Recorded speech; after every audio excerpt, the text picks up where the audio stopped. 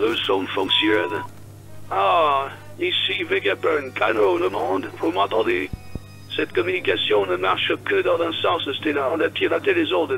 Je suis au courant. Bon, allez, je reprends mon message. La vérité, c'est que j'ai commis 2 crimes. Et pourquoi je serai soit arrêté, soit exécuté. Je compte programmer ce message de façon à ce qu'il soit diffusé lorsque mon cœur cessera de battre. Cependant, comprenez bien ceci. Quelle que soit l'identité de mes juges, je n'ai pas l'intention de les accabler. Mon rôle n'est pas de juger qui est bien ou mal. Je ne connais pas assez cet homme pour pouvoir me prononcer. Ce que je m'apprête à vous révéler est difficile à croire.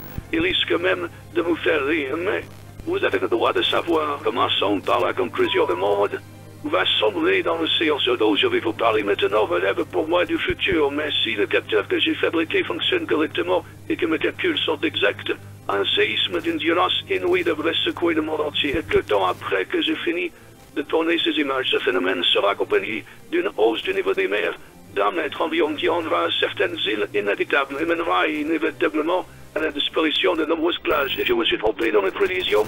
Vous pouvez ignorer la suite de ce message. En revanche, si ces événements se sont bel et bien produits, j'aimerais que vous restiez attentifs. Ce séisme est un phénomène qui est difficilement qualifiable de catastrophe naturelle. Malgré mes erreurs, j'ai toujours souhaité la paix. Et c'est justement ce qui m'a conduit à commettre mon premier crime. J'ai rêvé d'une énergie éternelle, ému par mon seul désir d'emmener ce monde loin vers le futur. Je me suis approché trop près du soleil, mais prenons les choses dans l'ordre. Est-il sur le point de se produire dans ce monde? Pour répondre à cette question, il faut remonter 900 ans en arrière pour évoquer les 100 années qui ont suivi. 100 années au sujet desquelles on ignore toutes les archives de cette période à laquelle on donne le nom de siècle oublié ont été effacées. Le seul moyen d'en apprendre plus que cette intéressante histoire est de déchiffrer les pédigriffes des missives du passé disséminées un peu partout dans le monde. Le gouvernement mondial a formellement interdit de les déchiffrer.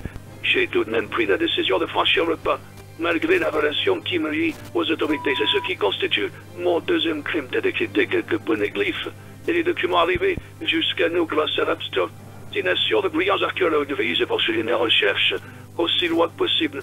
Aujourd'hui, je n'ai aucun regret de l'histoire est un long récit.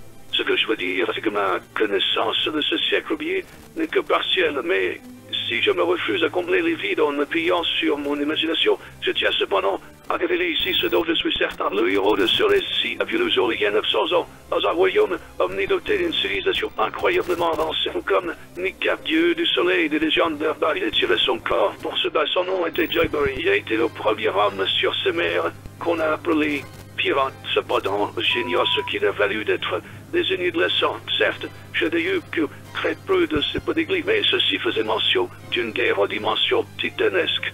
L'ennemi de Joybury était l'actuel gouvernement mondial, plutôt ce qui l'a précédé, la coalition d'armées de 20 royaumes qui l'ont fondé. Ils ont été forcés de s'allier, c'est que Joybury et sa bande devaient être très puissants. Ne sachant pas ce qui a déclenché les hostilités, je me contenterai de dire qu'il s'agit d'un choc entre deux façons de penser, ou plutôt que d'un affrontement entre le bien et le mal. Comme je l'évoquais plus tôt, Joybury est né dans un royaume à la civilisation si avancée qu'on a à peine à croire qu'il faisait exister il y a 900 ans. Nos armes utilisées durant cette guerre de 100 ans, elles me paraissent impossibles à reproduire, même avec de capacités scientifiques actuelles. Je rêve sans dire que mon génie ne sera pas d'un plus grand secours. Ah, c'est bien ça le problème. Le siècle oublié a pris fin avec la défaite de Joybury. Et ce dénouement a laissé des cicatrices de guerre si colossales. Plus rien n'a jamais été comme avant. Parcourir le monde, c'est aller d'île en île.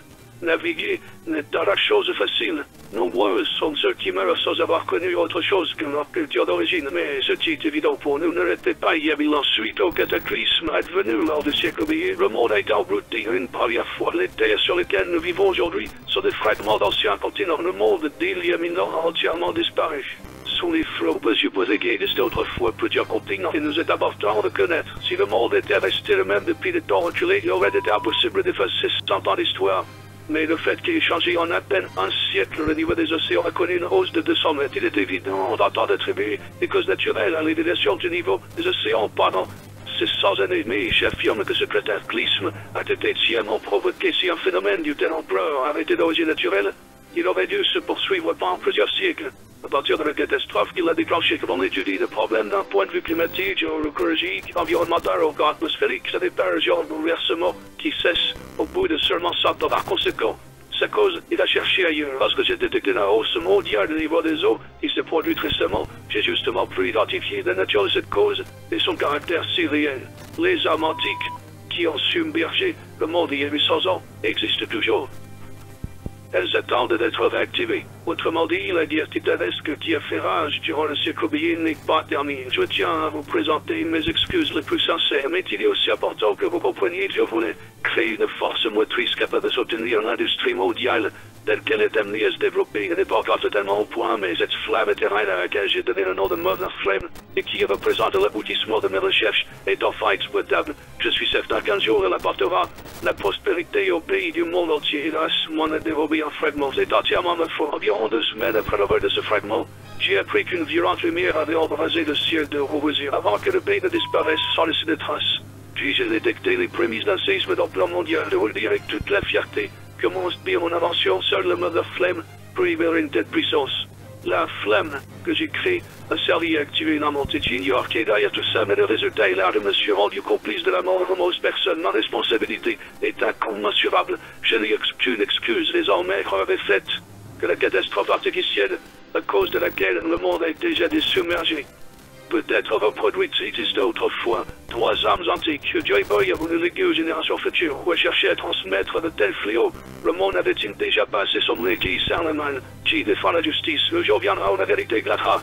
Mais je vous préviens, c'est aussi le jour où la menace d'une submersion mondiale deviendra bien réelle. Le siècle oublié recèle encore bien des mystères, mais certaines personnes les ont élucidés. Je veux parler de l'équipage du roi des pirates qui a découvert toute la vérité. Pourquoi ont-ils disparu sans rien révéler à personne? Pourquoi n'ont-ils pas agi? J'ai conscience de l'aspect incomplet du récit que je viens de vous faire, mais je crains qu'en poursuivant, je ne livre qu'à des spéculations. Pour finir, j'aimerais adresser un message à ces individus disséminés aux 4 coins du monde dont le nom contient le dit parmi vous.